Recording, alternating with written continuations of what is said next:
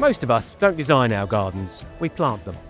By the time spring arrives, we're so fed up with winter, we rush to the garden centre and buy whatever's in colour.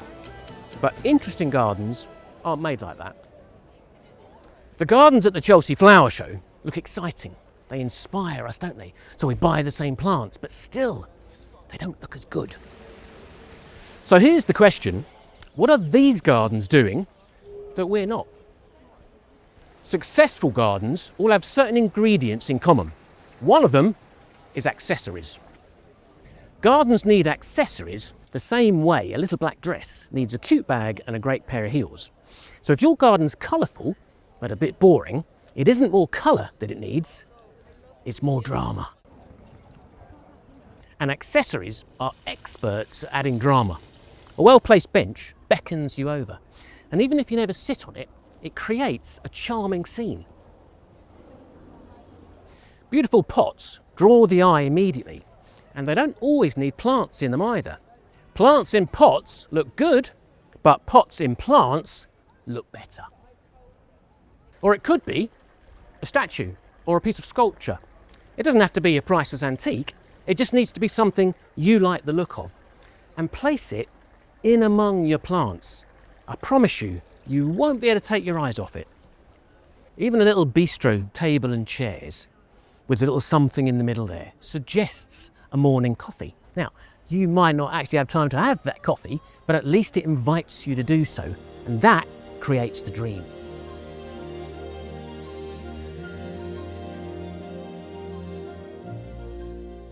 Another easy to use design device is repetition. Now, as we get older, we fear repeating ourselves, don't we? But fear not, because repetition is fundamental to our psyche.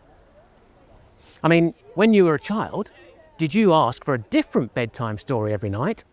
Or was it the same one over and over? Too many different plants can look overwhelming. So what you won't see in a Chelsea show garden is one of these, one of these, one of these, which is what we all do when we impulse buy at the garden centre, isn't it? The trick is to use fewer varieties, but bulk up on numbers, which is what they do here. Repetition provides structure, flow, and impact. Or you could just repeat the materials in the garden, like they've done here. Repetition has been used for years, and not just by garden designers. Speechwriters know the power of repetition. We shall fight on the beaches, we shall fight in the fields, we shall fight on the landing grounds. It's the repetition that we remember. And my final easy to use design device is symmetry. See how they've used these hornbeams here in a symmetrical way? Some of the most beautiful things on the planet are symmetrical. And symmetry has been around a lot longer than us humans. So it's not surprising, it's inspired us to use it in the things we design. But for some reason, people shy away from using symmetry in gardens. They think it's going to look too formal. But if you've only got a small courtyard garden, symmetry is even more powerful. And this garden doesn't look too formal. Or you can keep it really simple. Symmetrical trees, symmetrical patterns, symmetrical pots. And even just a pair of pots either side of a door works really well.